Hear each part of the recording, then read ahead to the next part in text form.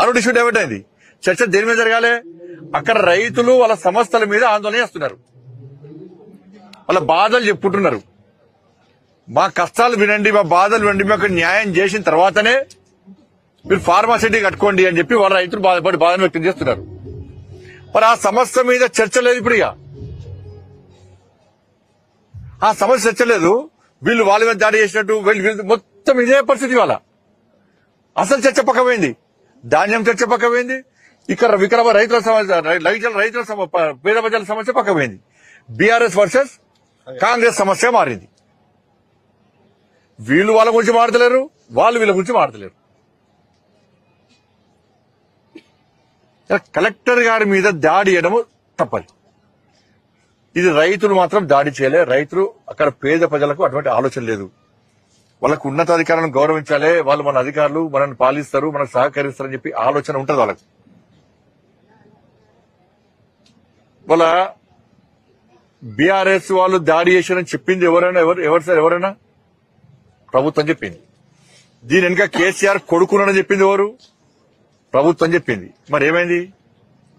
కేసీఆర్ కొడుకుని ఎందుకు లోపడేస్తలేరు? లోపడే చెప్పింది ఎవరు?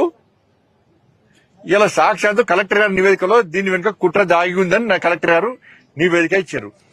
కుట్ర ఏందో ఈ ప్రభుత్వము, ఇది వేరే దేశం వాళ్ళు వచ్చి టెర్రరిస్ట్ వచ్చి దాడి చేస్తే కూడా చర్చ ఇప్పుడు బయటపడుతుండే. వేరే దేశం టెర్రరిస్ట్ వాళ్ళు వచ్చి దాడి చేస్తే ఈ విషయం బయటకు వస్తుండే. ఈ ప్రాంత పోలే ఇక్కడ కొంతమంది వ్యక్తులు కుట్ర చేసి దాడి చేస్తే ఆ కుట్రను ఇంకా బహిర్గతం చేస్తలేనంటే ఈ ప్రభుత్వం శాతకంతరం. ఇది ప్రభుత్వం యొక్క శాతకంతరం. ఇది ఇంత సమస్య, చిన్న సమస్య నువ్వు కుట్రను కూడా మీరు బయట పెట్టలేకపోతున్నారంటే మీ శాతకంతనం. ఫెయిల్యూర్ ప్రభుత్వాన్ని. ఇప్పుడు ప్రభుత్వంలో పెద్దలే అంటారు కేసీఆర్ కొడుకున్నాడని, మీరు అరెస్ట్ చేయరు. ఈ ప్రభుత్వమే అంటది దీనికి బీఆర్ఎస్ దాడి చేసినని చెప్పి ఒక్కరిని అరెస్ట్ చేస్తారు, 10 మంది అరెస్ట్ చేస్తారు, అమాయకులను అరెస్ట్ చేస్తారు. విడిపోయారని అమాయకులతో ఎందుకు అరెస్ట్ చేస్తారు? వదిలిపెట్టిన వాళ్ళు వెంటనే వాళ్ళు దాడి చేసిరా? మీరే పడితే బీఆర్ఎస్ కుట్ర చేసిరని మరి రైతులను అరెస్ట్ చేస్తారు. మీరు రైతులు ఏం పాపం చేసిరు వాళ్ళ? మరి కుట్ర చేశాక మరి కేసీఆర్ కొడుకును అరెస్ట్ చేయడానికి మీకున్న ఇబ్బంది ఏంది? టీవీలలో 2 రోజులు మోత మోగింది. పాపం ఆయన కూడా హైబద్దినాడు. హైబద్దిని ఏ టీవీలకు ఇంటర్వ్యూలు వీళ్ళ ఈ టీవీ ఛానల్ ఇంటర్వ్యూ ఇచ్చిండు, ఆ టీవీ ఛానల్ ఇంటర్వ్యూ ఇచ్చిండు, అదే వీనే ప్రదర్శించిండు, నక్క వీనే ప్రదర్శించిండు. నేను నోట్లు వేయబెడతాడు కోరిక అన్నట్టు చూపడుతుండే. అబ్బా ఎంత నట సార్వభౌముడివే నువ్వు నిజంగా కేసీఆర్ కొడుక. నీ నటన చూసినాక ప్రజలు నవ్వుకుంటారు, చీతు అని నవ్వుతున్నారు. నీకేం తెలియదు, నువ్వు అమాయకుడు. నువ్వు కాబట్టి మొత్తం కూడా ప్రభుత్వం యొక్క వైఫల్యము, చాతకంతరము. ఇప్పటికైనా ప్రభుత్వము అక్కడ పేద ప్రజల మీద దృష్టి పెట్టకండి. కుట్ర చేసిన అరెస్ట్ చేస్తారా చేయరా? ఏమైంది?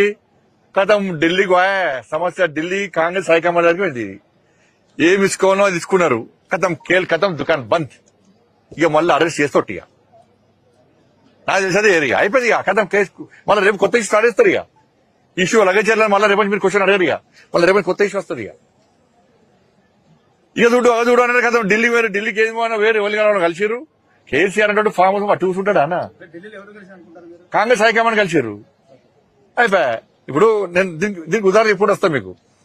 కాళేశ్వరం అరెస్ట్ అన్నారు ప్రభుత్వం ఏర్పడనే. ఏమైందన్నా కాళేశ్వరం? అయిపోయిందా? పంట ఎవరు అరెస్ట్ చేసిరా? స్కామ్ అన్నారు. ఏమైంది? ఎదురు కేసీఆర్ రేపు లోపడేస్తారన్నారు. కథం పోయింది.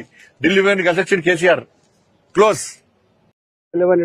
గిరిజన రైతులని, దళిత బిడ్డల్ని వందల మంది పోలీసులు విపరీతంగా కొట్టి పోలీస్ స్టేషన్లకు తీసుకుపోయి 3rd డిగ్రీ ప్రయోగించి జైళ్ల పాలు చేసినప్పుడు బాధ్యత కలిగిన ప్రతిపక్ష పార్టీగా, మరీ ముఖ్యంగా బాధ్యత కలిగిన పార్లమెంటు సభ్యురాలుగా డికే అరుణ గారు, Bharatiya Janata party legislative party నాయకులు మహేశ్వర్ రెడ్డి గారు, నేను ఈరోజు ఆ కుటుంబాలకు ఓదార్చడానికి, అండగా ఉండడానికి, భరోసా ఇవ్వడానికి వెళ్తూ ఉంటే అకారణంగా పోలీసులు చేత మమ్మల్ని అరెస్ట్ చేసి ఇవాళ పోలీస్ స్టేషన్ పెట్టారు. ఎప్పుడు ఇట్లాంటి దుర్మార్గమైనటువంటి ముఖ్యమంత్రిని, ఇట్లాంటి దుర్మార్గమైన ప్రభుత్వాన్ని చూడలేం. ఇవాళ మరి ఆయనకు ఆదర్శం కేసీఆర్ గారు ఉన్నట్టున్నది. గతంలో చిన్న పిలుపునిచ్చినా కూడా హౌస్ అరెస్ట్ల పేరిట ఆనాడు ప్రజాస్వామ్యాన్ని కాలరాసి నియంతలాగా వివరించినటువంటి వాళ్ళకు ఏ గుణపాఠం దక్కిందో రేపు రేవంత్ రెడ్డి ప్రభుత్వానికి కూడా అదే గుణపాఠం దక్కుతుంది. ఎట్టి పరిస్థితులలో అంటే మేము ప్రజాప్రతినిధులుగా మా విధులకి ఆటంకం కలిగించినటువంటి వీళ్ళ మీద పార్లమెంట్లో తప్పకుండా ప్రివిలేజ్ మోషన్ మూవ్ చేస్తాం. ఇవాళ ఇలాంటి వాడిని నిలువరించే ప్రయత్నం చేస్తాం. అవసరమైతే కోర్టులలో కూడా వీటి మీద మేము ఫైల్ చేస్తామని చెప్పి తెలియజేస్తా ఉన్నాం. యావత్ తెలంగాణ ప్రజలారా, ఇలాంటి దుర్మార్గమైనటువంటి రేవంత్ రెడ్డి ప్రభుత్వాన్ని, ఇవాళ ప్రజల సమస్యలు పరిష్కరించడంలో విఫలమైనటువంటి రేవంత్ రెడ్డిని అడుగడుగున నిలువరించే రోజు వస్తుందని చెప్పి హెచ్చరిస్తా ఉన్నా. ఇంతకుముందు డి కరుణాకర్ గారు చెప్పినట్టుగా ఆ ప్రభుత్వం పతనం అవడానికి సంవత్సరాలు పట్టింది.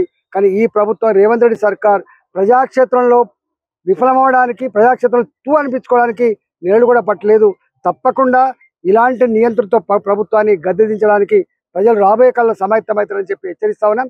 ఇవాళ బాసుల ఆదేశాలతో అధికారులుగా చట్టాన్ని మర్చిపోయి, తన పరిధిని మర్చిపోయి ఇవాళ ప్రజాప్రతినిధులను అపహాస్యం చేస్తున్న, అవమానపరుస్తున్నటువంటి వాళ్ళకి తప్పకుండా రాబోయే కాలంలో ఏదో రకమైనటువంటి శిక్ష ఉండాలనే విషయం మర్చిపోద్దని చెప్పి హెచ్చరిస్తా ఉన్నాం.